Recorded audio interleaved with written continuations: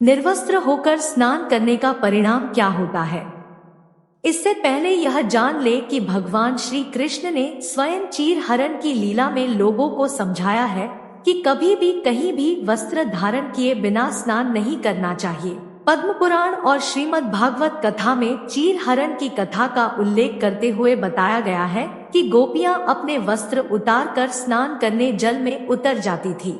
भगवान श्री कृष्ण अपनी लीला से गोपियों के वस्त्र चुरा लेते थे और जब गोपियों के वस्त्र ढूंढने पर उन्हें वस्त्र नहीं मिलते थे और तब श्री कृष्ण ने गोपियों को कहा, तुम्हारे वस्त्र वृक्ष पर है, पानी से निकलो और वस्त्र ले लो।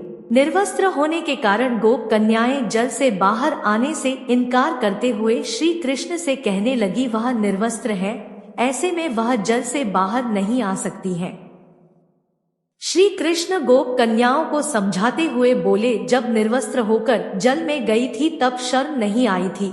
जवाब में गोप कन्याओं ने कहा, उस समय यहाँ कोई नहीं था, तुम भी नहीं थे।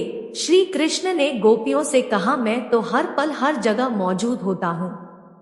यहाँ आसमान में उड़ते पक्षियों और जमीन पर चलने वाले जीवों ने तुम्हें निर्वस्त्र देखा है। नग्न होकर जल में प्रवेश करने से जल रूप में मौजूद वरुण देव ने तुम्हें नग्न देखा और यह उनका अपमान है और तुम इसके लिए पाप के भागी हो।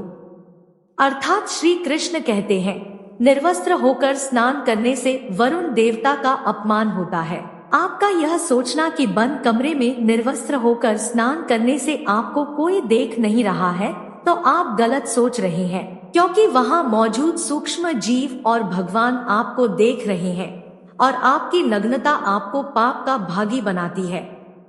गरुड़ पुराण के अनुसार स्नान करते समय आपके पितर यानी आपके आसपास होते हैं और वस्त्रों से गिरने वाले जल को ग्रहण करते हैं, जिनसे उनकी तृप्ति होती है। निर्वस्त्र स्नान करने से पितर अतृप्त होकर नाराज होते हैं, जिनसे व्यक्ति का तेज, बल, धन और सुख नष्ट होता है। इसलिए कभी भी निर्वस्त्र होकर स्नान नहीं करना चाहिए।